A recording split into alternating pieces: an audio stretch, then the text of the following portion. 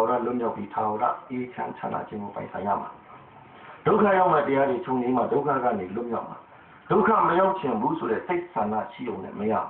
ဒုက္ခမရောက်အောင်လုပ်မှဒုက္ခမရောက်တော့မှဖြစ်ပါတယ်ဓမ္မထာဝရအေးငြိမ်းချမ်းသာခြင်းကိုရရှိပိုင်ဆိုင်ခြင်းအေးခြင်းအပူတွေကိုနှိမ့်သက်လိုက်ပါမဟုတ်ရင်တော့မပူခြင်းလည်းပဲပူနေမှာပဲဒါကြောင့်တမလွန်ဘဝမှာပူလောင်ဒုက္ခမရောက်ရလေအောင်ဒါနသီလဝိပဿနာစတဲ့ကောင်းမှုတစ်ခုခုကိုပြုလုပ်ရမှာဖြစ်ပါတယ်။တနည်းအားဖြင့်အပေမချဘူးပေါ့။ဒီကြောင့်ရောက်တဲ့အခါကျတော့ဝိပဿနာဓမ္မ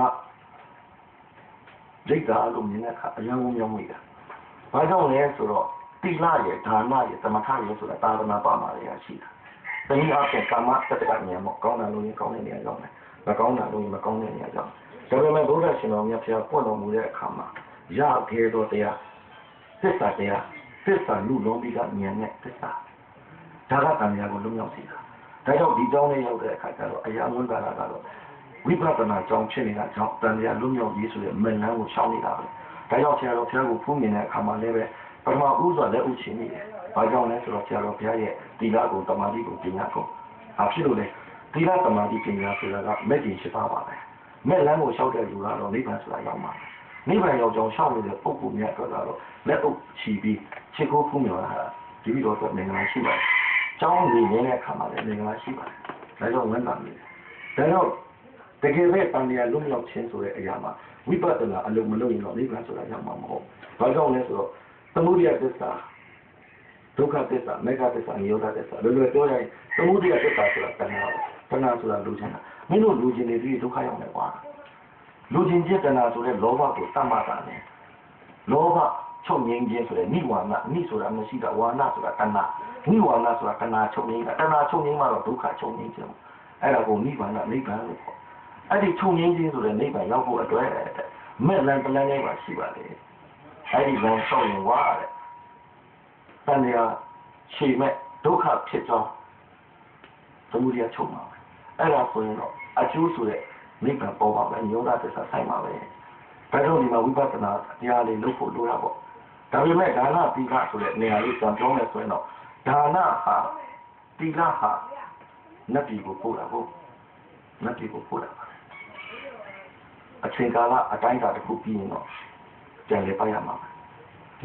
သမထကတော့ဗန်လန်းဖြစ်တဲ့အတွက်ဇမာပြည်ကိုပို့တာပေါ့အချိန်ကာလတစ်ခုတည်တော့ခိုင်နေမှာပဲဒါပေမဲ့ဒီ30ဘုံဟာဒုက္ခသစ္စာလို့ပြောတဲ့အတွက်ဒုက္ခနဲ့မပတ်သက်30ဘုံမှာကျင်လည်နေတဲ့ကာလပတ်တုန်းကတော့ဒုက္ခဆိုတာခံစားရမှာဒါကြောင့်ဒုက္ခမြင်ရနိဗ္ဗာန်ကိုအာရုံပြုဖို့အတွက်ဒါနသီလသမထနဲ့မရဘူး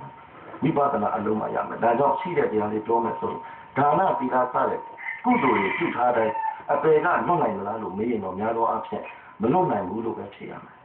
ဘာဖြစ်လို့လဲဆိုတော့ဘလောက်ကောင်းတဲ့ဒါနသီလတွေပဲဖြစ်အတွင်းထဲကအာဟုတုစိတ်တွေဖြစ်တဲ့လောဘဒေါသမောဟတရားတွေရှိနေတဲ့ကာလပတ်လုံးအပေကလွတ်အောင်လုပ်ပေးနိုင်မှာမဟုတ်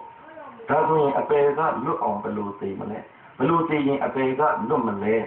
မိကုလေးမေးရင်ချက်အပေကနေလွတ်ဖို့မသိခင်ဘာလို့မလဲလို့စဉ်းစားသိရင်ချက်ဒါနသီလဝိပဿနာဆိုတဲ့ကုသိုလ်တွေလုပ်ရမှာပဲလို့ဖြေရမှာပဲဒါနမပါရင်တာမယာတစ်လျှောက်လုံးဖြစ်လျက်ဘဝတိုင်းမှာအသာသိရင်နေသိရင်သူများနဲ့ရှင်လို့ရှိရင်အမြင့်မြတ်လာနေပြီးနေကြတဲ့ဘဝမှာဖြစ်နေရလိမ့်မယ်ဆင်းရဲမွဲတည်ပြီးလုံခြားတဲ့ဘဝမှာဒါနအားနည်းလို့ဆိုတာယုံမတန်ကြာရှိကြမလို့သီလဆိုတဲ့ကိုယ်တို့စောင့်စည်းမှုမရှိရင်တာမယာမှာအနာရောဂါထူပြောပြီးအသက်တူလေအနာရောဂါထူတဲ့သူတွေအသက်ငယ်ငယ်ရွယ်နဲ့အသက်ဆုံးရှုံးတဲ့သူတွေဟာသီလအားနည်းကြရတဲ့အကျိုးခံစားရတာဖြစ်တယ်ဆိုတာလည်းအားလုံးသိပြီးသားဒီအပြင်ဝိပဿနာဆိုတဲ့ခန္ဓာရဲ့အဖြစ်အပျက်ကိုရှုမှတ်ပေါင်းများမှုမရှိရင်တာမယာကဘယ်တော့မှချွတ်လွန်နိုင်မှာမဟုတ်ဒါကြောင့်မသိခင်ဒါနသီလဝိပဿနာစတဲ့ကုသိုလ်ကောင်းမှုတွေကိုကျွန်တော်တို့ပြုလုပ်ရမှာဒါပေမဲ့လူအများစုကဒါနသီလဝိပဿနာဆိုတဲ့ကုသိုလ်တွေကိုအမြဲတမ်းပြုလုပ်နေတဲ့သူတရားမှာ10ယောက်မရှိဘူးဒါကြောင့်လည်းပဲနာခတိခတ်တော့မှာဘုရားရှင်တော်မြတ်ဘုရားဟောခဲ့တာရှိတယ်လက်သက်ထိပ်ပေါ်မှာဟောတဲ့တရားခြေသားလို့တဲ့ငါရဲ့လက်သက်ကောင်ပေါ်မှာရှိတဲ့မြေမုံနဲ့မဟာပတိမြေကြီးနဲ့နှိုင်းရှင်ဘယ်ဟာများလဲပါအရှင်ဘုရားရဲ့လက်သက်ကောင်ပေါ်မှာရှိတဲ့မြေမုံနဲ့မဟာပတိမြေကြီးမြေမုံနှိုင်းရှင်မဟာပတိမြေကြီးကများတာပေါ့ခင်ဗျာအဲ့ဒီလိုပဲ ကောင်းတာလုပ်တဲ့သူတွေကောင်းတဲ့နေရာရောက်သွားတာငါလက်သေးကုံမော်ကရှိတဲ့မြေမုံလောက်ရှိပြီမကောင်းတာလုပ်တဲ့သူတွေကတော့နေရချသွားတာမဟာပထဝီမြေကြီးလောက်ရှိတယ်ယေရှုခရစ်တော်ကလည်းပဲဘယ်လိုမိန့်ကြားခဲ့တယ်ဆိုရင်လူတွေဟာကျင်းတော်တရားဘောကိုမဝင်ဘူးတဲ့ကျေတာပဲဝင်ကြကျေတယ်ဆိုတော့ဘာကိုတင်လာတာလဲဆိုရင်အပြောအပားနဲ့လောကီလောကအရာကိုပဲလိုက်ကြပြီးတော့တကယ်လွတ်မြောက်ရေးလမ်းကိုမလိုက်ကြပါဘူးကွာပါဝတ်တမေရောမကြည့်မလို့ဆိုတဲ့စကားအတိုင်းပဲကုသိုလ်ကောင်းမှုပြုတဲ့အချိန်ကလွယ်ပြီးမကောင်းတဲ့ဘက်မှာစိတ်ကကြော်မွေ့နေဥပမာမေတ္တာထားတာနဲ့ဒေါသဘာကွာလဲဆိုရင်မေတ္တာပြီးငြိမ်းအေးတယ်မေတ္တာပြီးငြိမ်းအေးတယ်ဒေါသပြီးလောင်ကျွမ်းစေတယ်ပြီးတော့ဒေါသဆိုတာအကုသိုလ်စိတ်ပဲမေတ္တာဆိုတာကုသိုလ်စိတ်ပဲအဲ့တော့မေတ္တာထားရင်ကောင်းမှန်းသိတယ်မှာကျွန်တော်တို့တွေတနေ့တနေ့ဒေါသတွေမထွက်ဘူးလားအဲ့ဒါကို Greek လို့ parabasic လို့ခေါ်တယ်အဲ့ဒါဘာလဲဆိုရင်တတ်မှတ်ထားတဲ့စီးကိုရှော့ချက်ပန်းခြင်းမေတ္တာထားရမှသိတယ်မှာမေတ္တာမထားနိုင်တဲ့ဒေါသဆိုတာစီးထားတာကိုကြော်လွန်သွားတာအဲ့ဒါ parabasic ပဲစီးကြော်တယ်လို့ခေါ်တယ်မေတ္တာဒီကုသိုလ်တရားဖြစ်ရတာနဲ့မေတ္တာတရားမပွားများနိုင်ခံဒီပါရမီကိုမဖြည့်ပဲဒေါသထွက်လို့ကြောမိဆိုမိရင်အဲ့ဒါအကုသိုလ်ဖြစ်သွားတာပဲဒါကြောင့်လူတွေဟာအချိန်တိုင်းမှာတတိလေးရှိဖို့လိုတယ်တတိလက်လို့ဖြစ်ရင်ဒုက္ခရောက်တတ်တယ်ဒီကနေ့ချိန်မှာလည်းပဲကောင်းတာကိုအာရုံပြုပြီးသူပတိလာတဲ့သူနဲ့မကောင်းတာကိုအာရုံပြုမိပြီးအပယ်လာတဲ့သူမကောင်းတာကိုအာရုံပြုမိပြီးအပယ်လာတဲ့သူပုံများတယ်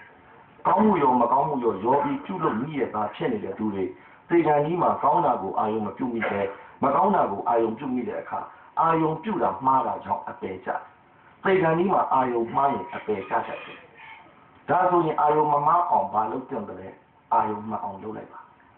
ဘဝမှာသာသမီဇနီးခင်မိုးတွေပစ္စည်းဥစ္စာတွေနဲ့အများကြီးပြည့်စုံခဲ့ပါတယ်အများကြီးပျော်ရွှင်ခဲ့ရပါတယ်လောကရှိစိတ်တွေလည်းအများကြီးခံစားခဲ့ရပါတယ်ဒါပေမဲ့လူဘဝရဲ့နောက်ဆုံးအချိန်မှာအရေးကြီးဆုံးဖြစ်တဲ့တည်ခြင်းတရားကိုရင်ဆိုင်ဖို့ကိုပြုလုပ်ထားတဲ့ကုသိုလ်တွေကိုအာယုံပြုနှလုံးမသွင်းနိုင်ဘူးဆိုရင်ဘဝမှာဘလောက်ပဲပျော်ရွှင်ကြည်နူးခဲ့ပါစေ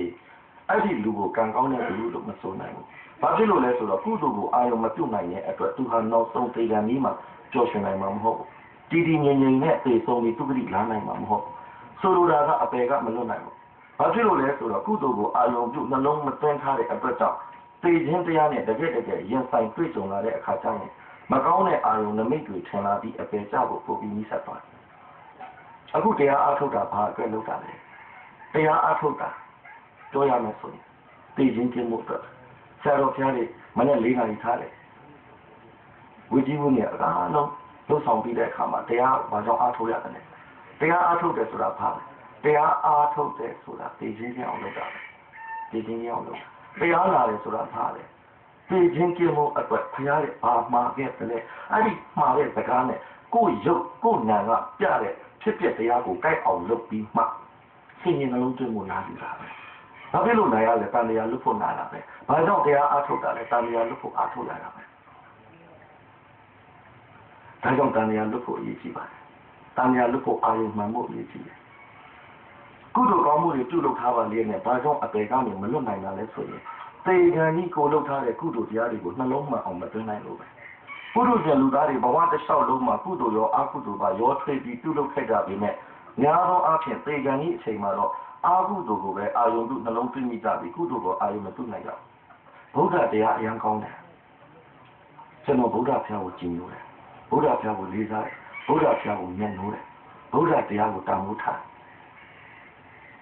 ဗုဒ္ဓဘာသာအရင်ကောင်းတယ်ဒါပေမဲ့လူတွေကကောင်းတဲ့တရားကိုကိုယ်တိုင်လုပ်ဖို့မလုပ်နိုင်ဗုဒ္ဓဘာသာထေရဝါဒအနေနဲ့ပြောမယ်ဆိုရင်ထေရဝါဒဗုဒ္ဓဘာသာဟာမိတကူပြီးလွတ်မြောက်ဖို့အတွက်လုပ်ဆောင်တာကိုလုံးမကိုလုပ်ပါမယ်အဲ့တော့တရားနာတာကောင်းပါတယ်ဘုရားဘာသာကောင်းပါအရေးကြီးတာကိုကအဲ့ဒီတရားအတိုင်းအားထုတ်နေရလားအဲ့ဒီတရားအတိုင်းကိုလွတ်မြောက်ဖို့အတွက်ကိုအာရုံတည်ရလားဒါပဲအများကြီးနဲ့မပတ်သက်ပါလူမှုပတ်ဝန်းကျင်အဖွဲ့အစည်းနဲ့မပတ်သက်ပါကိုနဲ့တရားနဲ့ပဲပတ်သက်တယ်ကိုနဲ့တရားနဲ့ပဲပတ်သက်တယ်ဥပမာကျွန်တော်ဦးလေးကယဟန်ကဖြစ်တယ်ဆိုပါစို့သူကတန်လျာဒုက္ခဆင်းရဲကလွတ်မြောက်သွားပြီနိဗ္ဗာန်ကိုမျက်မှောက်ပြုသွားပြီကိုယ်ဦးလေးကယဟန်ကဖြစ်ပေမဲ့ ကိုကဒီတရားနှလုံးမသွင်းမိရင်ကိုကတန်လျာပဲလွတ်မလဲအနည်းဆုံးသုရသောတာပန်မှာမသိရင်ကိုမလွတ်ဘူးသူလွတ်တာဟုတ်တယ်အရေးကြီးတာကိုလွတ်ဖို့အရေးကြီးတယ်ကိုလွတ်ဖို့အတွက်ကိုလုပ်ရမှာအဖွဲအစည်းဆိုတဲ့စကားမှန်ပေမဲ့